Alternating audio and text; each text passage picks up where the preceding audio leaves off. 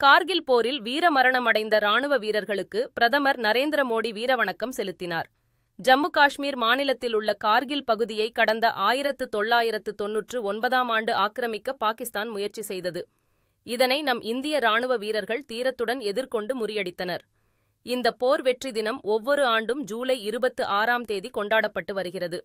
இந்த ஆண்டில் கார்கில் வெற்றி தின 25ஆம் ஆண்டாக கடைபிடிக்கப்படுகிறது. இதையொட்டி சிறப்பு நிகழ்ச்சிகள் நாட்டின் பல்வேறு பகுதிகளில் நடந்து வருகிறது. இந்த நிலையில் கார்கில் வெற்றி தின விழாவில் பங்கேற்பதற்காக பிரதமர் மோடி இன்று காஷ்மீரின் கார்கில் சென்றார். டிராஸ் பகுதியில் அமைந்துள்ள போர் நினைவிடத்தில் பிரதமர் மோடி வீரவணக்கம் செலுத்தினார். இந்த பயணத்தின்போது ஷின்குன்லா சுரங்கப்பாதை திட்டத்தை காணொலி காட்சி மூலமாக பிரதமர் மோடி தொடங்கி வைத்தார்.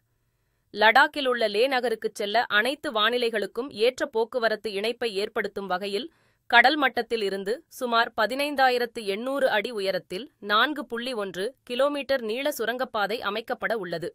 இது இரட்டை வழி சுரங்கப்பாதையாக இருக்கும். கட்டுமானப் பணி நிறைவடைந்த பின்னர் இது உலகின் உயரமான சுரங்கப்பாதை என்ற பெருமையை பெறும்.